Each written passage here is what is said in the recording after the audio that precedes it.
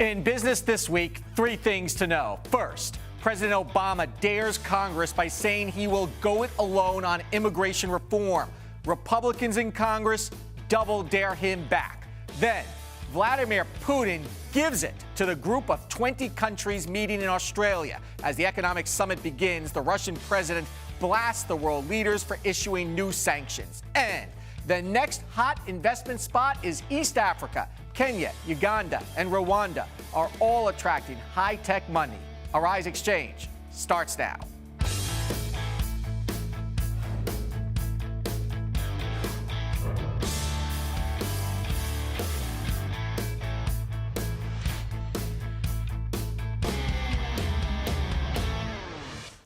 Hello, everyone. I'm Andrew Schmertz. President Obama is standing pat in what will likely be a showdown with an emboldened Republican Congress over immigration.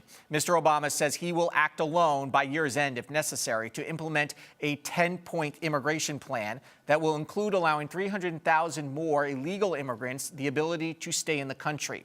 The Republicans, led by House Speaker John Boehner, are riled up, saying that any executive action without congressional authorization would be unconstitutional. Here's the president speaking in Myanmar, followed by House Speaker John Boehner. So they have the ability to fix the system. What they don't have the ability to do is to expect me to stand by with a broken system in perpetuity. The president is threatening to take unilateral action on immigration, even though in the past he's made clear he didn't believe he had the constitutional responsibility or authority to do that. And I'll just say this. We're going to fight the president tooth and nail if he continues down this path. International business expert Ebong Eka is in Washington, D.C. now to discuss where we are politically and what business lobbyists are hoping to see. Ebong, welcome back to Arise Exchange. What do you think the president's plan is going to look like? Well, for the most part, the president wants to do, and I think most people would agree, regardless of where you sit on the aisle, that they need to shore up the borders. They have to secure the borders because people are still flooding in. The next thing they have to look at is they want to make sure that they increase the amount of visas that are given to high-tech skilled workers. The U.S. Chamber of Commerce, as well as a lot of tech companies, have been lobbying the president and the Hill, as well as Congress, to increase that visa limit.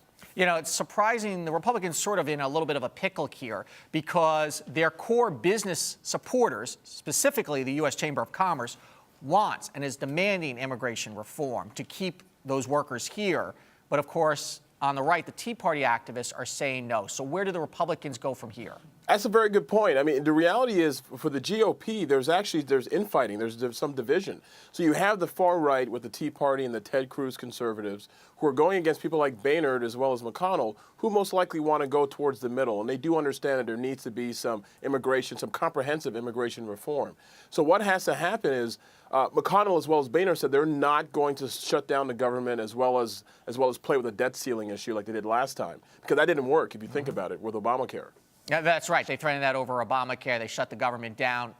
And the only thing that happened was the government was shut down for a few weeks, and that caused a lot of strife within the country on some government agencies. So the president, though, do you think this 10-point plan is going to throw the Republicans enough of a bone that even puts them in a more awkward position? I mean, do you think he's going to have a comprehensive plan to secure the border, as they say?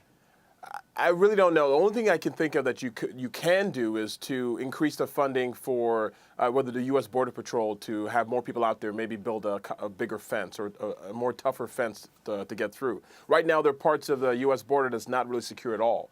However, there is a desert there, but people are dying crossing it. Mm-hmm. But there still is a sieve or a passive area for people to pass through. I mean, and there's a humanitarian crisis in some parts of the border as well, with kids coming across the border. Exactly. And the other issue that we didn't really talk about is the several million of undocumented workers and people who are here who need to be accounted for, whether you call it amnesty if you're on the right, or if you call that improving the situations of the undocumented worker on the left. And the business groups will tell you that the majority of them are working. Exactly. They're earning an income. They're either paying taxes or they're not paying taxes. And so there's an effort here to make what is in effect already legal workers legal. And that's why the business groups are pushing for this. It makes a lot more sense. It makes no sense to tell people to go to do self-deportation like Romney was saying. And if you have people who are, I'm a product of the immigration system as well. So I understand coming in here, being legal, and paying your taxes and contributing actively to society and to the economy actually matters a lot more. And that's why the U.S. Chamber of Commerce agrees. And you know, it's funny because Republicans don't like to talk about this, but it was Ronald Reagan who issued the first major, and it was called amnesty at the time. And they're sort of worried that that's what's going to happen here.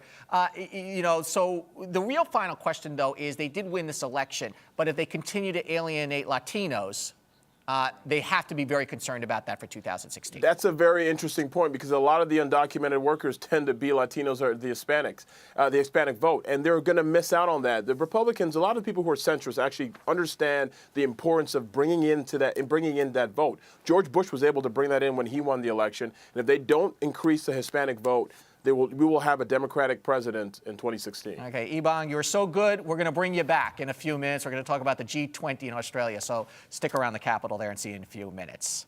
Well, the markets finished out the week mostly unchanged as retail sales and consumer confidence improved, but a slumping price of oil still weighing on stocks this week. Let's take a look at the final numbers for the day. The Dow finishing down 1805 to 17,634. The S&P 500 up just half a point. And the NASDAQ up about 840 to 4688. For the week, here's how the markets did. As you could see, it was a relatively flat week after two very solid weeks for all three major indices. We basically went up fractions of points here for the week. Taking a look at some top stocks we're keeping an eye on. Amazon is allowing customers to use its Kindle e-reader free of charge for a month. The offer is available to Amazon's Prime members and is similar to a deal offered last year during the holiday shopping season. Amazon up a solid almost 4% today. Halliburton is seeing a purchase offer from Baker Hughes. The second and third largest American oil companies are in preliminary merger talks as the price of oil continues to tumble. It is about scale here at this point. Halliburton up $1.29 to $55.08. And BP getting no leniency after the Gulf oil spill. A U.S. federal court judge has upheld his ruling that the company's conduct was grossly negligent, leading up to and after the spill. BP could face fines of up to $18 billion for violating the Clean Water Act. BP closing up 27 cents. And a look at commodities. Gold up $28.70, a strong day. Oil inching back over the $75 a barrel mark. Some economic news. Retail sales rose 0.3% in October. That is slightly better than expectations. And consumer confidence jumped in November. That's largely because of oil prices, folks. The University of Michigan and Thomson Reuters survey hit the highest mark since 2007. Coming up, Ebong is going to come back to talk about what the G20 hopes to gain in Australia. You're watching Arise Exchange. Stay with us.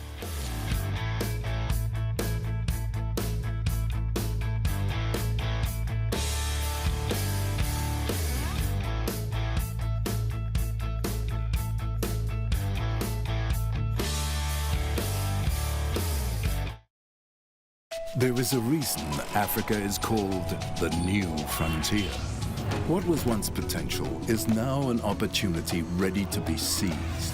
Once revered for our resources, today's wealth lies in our people. People who build the cities that shape the future. People who know an idea in one place means business in another. A generation for whom technology means there are no borders, no boundaries. We are the new lions in a brave new world, kings of the urban jungle. And there's a bank that puts the world in our pocket and the future in our hands. UBA, Africa's global bank. Welcome back to Arise Exchange. Strengthening the world's economies will take center stage at the G20 Leaders Summit in Brisbane, Australia this weekend. And the spotlight will also now be once again on Ukraine and Russian President Vladimir Putin. Western leaders are responding to reports of Russian troops in Ukraine launching a new round of attacks. British Prime Minister David Cameron is now warning that yet another round of sanctions could be imposed against Russia. So we turn back to Ebong Eka, who is in Washington, D.C. We have seen this movie before. It seems like just before any summit involving a group of some countries, Russia does this. And now Putin is apparently sending warships to Australia. I mean, you love this guy. I mean, he's always in your face. What is he complaining about now? What's making him mad? Well, he's still complaining about the sanctions that a lot of the G20 nations have imposed, and he's somewhat surprised. But the thing is, you notice he criticized the G20 countries before he got to the conference, and he also mentioned that he wasn't going to talk about it while he was there. That is rather awkward. Well, yeah, that's a very good point. He's going to say a whole bunch and then go there. So what is the bigger scope here for the group of 20? What are they hoping to accomplish this weekend?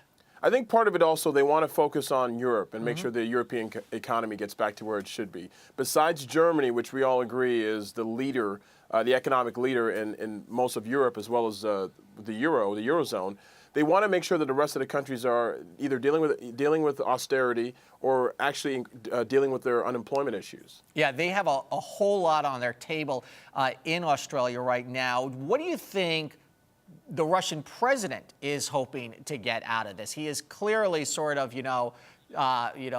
saber rattling a little bit here, talking a tough game. But does he hope that he can walk away with any sort of deal on his table? I really doubt that there is going to be a deal. I mean, before the leaders arrived for the G20 summit, the Prime Minister of Australia actually called a secret meeting with Vladimir Putin to discuss all this. And he also mentioned, the Australian Prime Minister also mentioned that Vladimir Putin was actually going back to the old Soviet days in which you do a lot of, like you said, saber rattling, as well as posturing and pretending that you're the big bully in town. But as long as they continue to bully the Ukraine, and as you see with the continued fighting, the sanctions are going to remain, and they're most likely going to increase. Yeah, the last head of the Soviet Union, Gorbachev, says that we're in store for a new Cold War. I want to go back to the economic situation in Europe that they're trying to tackle. This is really tricky because you mentioned Germany. Germany is sort of the lead dog, and some have said Germany is the best-looking house in a terrible neighborhood right now going on. They really do have sort of a very difficult situation in Europe right now, with the Eurozone sliding back into recession and some significant deflationary pressures. Wouldn't you say? Of course. And I mean, part of the problem is that's part of actually one of the issues that a lot of countries had, like the UK had, before the Eurozone came into effect in the European Union. And that's one of the reasons why certain countries decided not to be part of this. And now you're seeing it come to fruition 15, 16, 17 years later. And so until you have, again, whether it's austerity, the German finance minister had mentioned that the importance of countries like Greece and Italy using austerity measures and not spending as much and actually creating an economy where they actually sell things and not just give money to their population. Unfortunately, if that doesn't change, or there's no movement towards that, you're not going to have any change in the Eurozone. You'll have it slip right back into recession. Yeah, and it's interesting to see how the UK and the rest of Europe interact, because, of course, the British are threatening to leave the Eurozone because they don't want to fork over something like $2 billion in aid right now. Exactly. It's basically like you're the only person who's making money in a family and everyone else is poor. You're tired of taking care of the rest of the deadbeats in the house. And that's what Germany is feeling, unfortunately, and that's exactly what the UK is feeling as well. Okay, Ebong, have a great weekend. Thank you. Time now for our business ticker stories making headlines across the nation and the world. The Keystone Pipeline bill is on its way to the Senate. The Republican-controlled House passed legislation approving the long-delayed expansion of the pipeline from Canada, setting the stage for a Senate showdown on Tuesday. The Democrats, by the way, are still in control of the Senate until the new year. Advocates say the project would create thousands of jobs and help with energy security, while environmentalists warn of possible oil spills. Even if the bill clears the Senate, however, President Obama has signaled that he will probably veto it. There's a whole lot of big pimping going on at PIMCO. The legendary bond fund paid, get this, almost $1.5 billion in bonuses to its top executives last year. According to a Bloomberg report, PIMCO paid its former chief investment officer, Bill Gross, a staggering $290 million bonus. Not far behind was the firm's former CEO with $230 million. Wonder what he did wrong not to get the whole $290 million. I mean, his performance review, like a 5 instead of a 6 maybe? Even as performance, meantime, at the firm's main fund stumbled, and you'll recall that clients pulled millions out of it. Big Brother still listening from high above, it turns out. According to the Wall Street Journal, the U.S. Marshals Service, which is an arm of the Department of Justice, has been using small aircraft to capture cell phone data from people across the country. The surveillance program is part of a high-tech hunt for criminal suspects, but according to the paper, is snagging many innocent Americans in its dragnet. And in New York City, the art market has been on fire these past 2 weeks. Collectors bought more than $2 billion of art from auction houses here in the Big Apple. 23 works alone sold for more than $20 million apiece. Billionaire investor Steve Cohen bought an Alberto Giacometti bronze chariot sculpture, you'll recall, at Sotheby's for $101 million. And just when you thought the prices could not get any higher. Africa continues to be a growing hotspot for investors, with investments growing by more than 5% in certain parts of the continent. One particular region seeing a boom is in East Africa because of the bustling textiles, leather, agriculture, and horticulture industries. Tony Carroll, Vice President at Manchester Trade, a business trade advisory firm, joins us from Washington, D.C. Tony, welcome back to Arise Exchange. Hey, great to be back. We talked a lot about Western Africa in the past, Nigeria, for example. This is really interesting in Kenya and Rwanda, for example, and Uganda. What are sort of the main drivers there right now that are pushing through investments? Well, I think, first of all, you've got a dynamic actor in Kenya, which represents probably about 65 to 70% of the regional GDP. And their financial industry, their service providers, their entrepreneurial culture have really risen up to such an extent that they're looking beyond their borders to invest and to trade and really providing some momentum behind the regional economy. And for those who may not know it, Rwanda is becoming a major technology hub, correct? Yes, Rwanda has decided to, because they're landlocked and they have great pressures on land use, they've decided to invest in their people. And as a result, they've attracted investment in technology and are building the supporting network to develop that even further. And they're also doing very well with natural resources. There's some significant investment opportunities there, different than in the past where it would have been commodity-based, right? Yeah, I mean, I think right now the boom for East African resources has taken a lot of people by surprise. I think you're right. We've looked more at as a sort of short-term manufacturing, some agribusiness. But now the natural resource play and the depth of that has taken a lot of people by surprise. And what do you think is really kind of like driving that? Is it technology? It's obviously stability, right? The governments of these countries are now more stable, specifically in Rwanda, than it has been in years. But is it also because we're getting better technology into the region as well? Oh, well, no doubt. I mean, I think East Africa has done the most in developing its technology platforms across borders. Look, I think one of the things to keep in mind is that the East Africa community, at least the English-speaking ones, Kenya, Uganda, and Tanzania, all existed in an economic community right at independence. Mm-hmm. And, you know, they have long-lasting ties, which are easier to build upon than you might find elsewhere in Africa. You know, if you compare it to, let's say, the West, because we talk a lot about Nigeria, are there different traits between these areas of where investment dollars are going?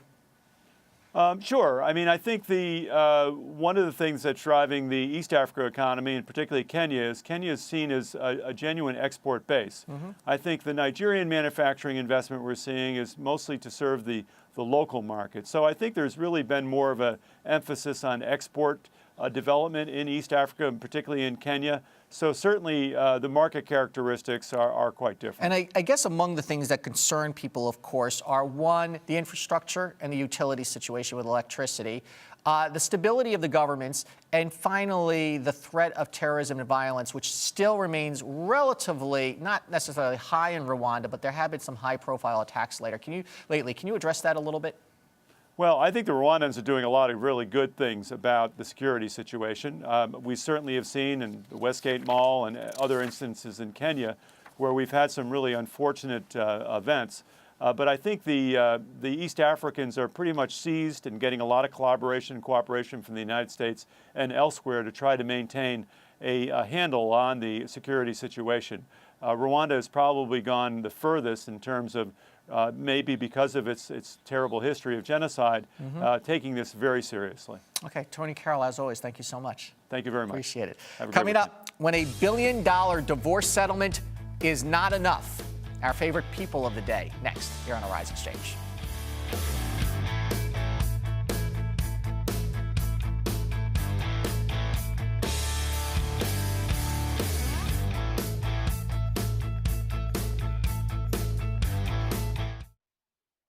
Well, Arise is the only network that really covers comprehensively the African diaspora. It gives people in other parts of the world of color a chance to know about people here in the United States, us to know about them, and the world to know about us.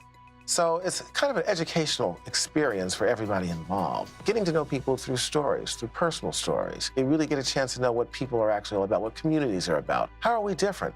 But more importantly, what commonalities we all share. One of the great things about Arise News, it is truly a multicultural global channel that is paying attention to communities of all different kinds, not just here in the United States, not just in Africa, but all around the world. As we're giving a voice to the people that don't traditionally have the kind of a voice that a mass media organization can have. You're getting here at Arise News that you're not going to find at the other networks is a unique perspective, and I think that's part of what Arise is here to do. Unrest continues in Ferguson, Missouri. Exactly what happened to Michael Brown Jr.'s memorial. The NFL fallout continues. Why does this video change the game? President Barack Obama met with congressional leaders today. He does not need congressional approval to carry out the strikes. The only language understood by killers like this is the language of force. Do I want to have a draft? No, because I don't want to have war. Hello and welcome to Arise America. I'm Debbie Turner-Bell.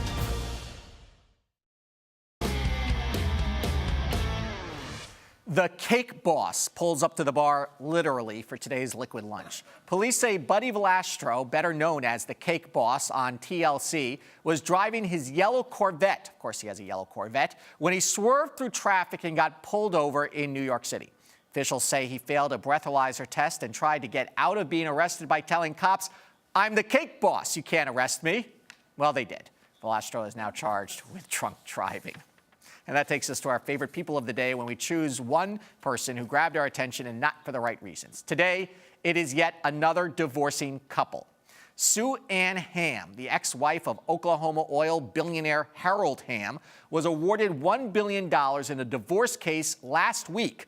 Now she says that's not enough. Hamm is appealing on the grounds that the court decision greatly undervalues how much she is really owed. That's because the decision allows her ex-hubby, Carroll, to keep 94% of his net worth, which is estimated to be $18 billion. Carroll is the CEO of Continental Resources, which is believed to own the most oil in the country. The couple had been married for 26 years, and Sue Ann worked as a senior executive at the company, and so she claims she is entitled to a lot more. So Sue Ann and Harold Hamm are our favorite people of the day. Coming up, if you want to know where your money went and how to get it back, our next guest wrote a book about it. You're watching Arise Exchange, where it's Friday, so it's 5 o'clock somewhere.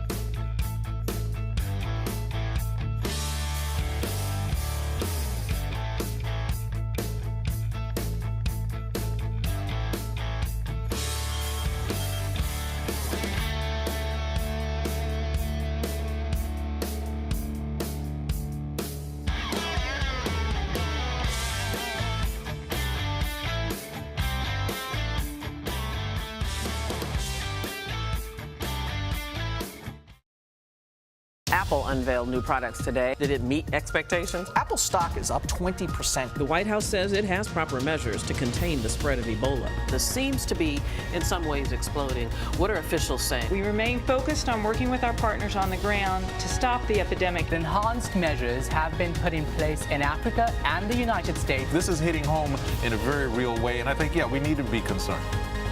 Hello and welcome to Arise America. I'm Debbie Turner-Bell. Last week on Arise Exchange, the nauseating numbers from two iconic brands and whether they have a plan to turn around their businesses. Existing home sales surged to their best numbers. Can the broader markets support that in the real estate business? When long-term interest rates are low, it's usually a bad sign for the macro economy. Toys R Us is defending its decision to sell Breaking Bad action figures. The toys come with a detachable sack of cash and a bag of meth. Not real meth, fake meth. Watch this week from Arise Exchange.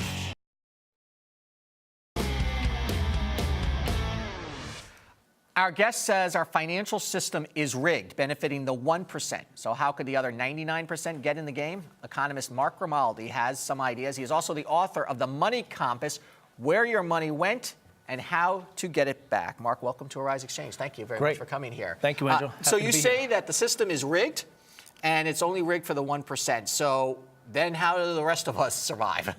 Well, that's a good question. And when I say it's rigged, we're in an economy right now where the top 1% passes all the laws, so the middle class has to pay for the bottom third. Okay. So we need to change that. And the problem the 1% is having, like the previous story you just had about the woman who $1 billion isn't enough, they're running out of the middle class.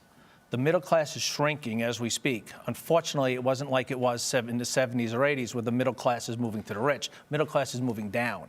Okay, so for retirement purposes then, what are people to do? Because before the financial crisis, all we heard about was that we should invest in stocks.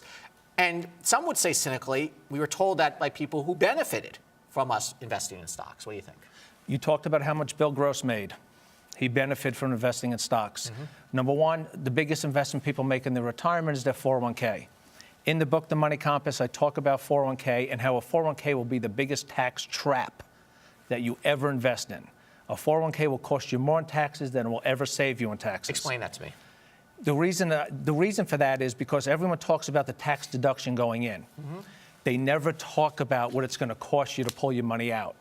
As an economist, I look at things very simple. What are you getting? What are you giving up? When we did away with the defined benefit pension plans, the typical benefit pension plans, and the rich put in the 401ks, everyone is told, and is told today, put money in your 401k, gets a tax deduction.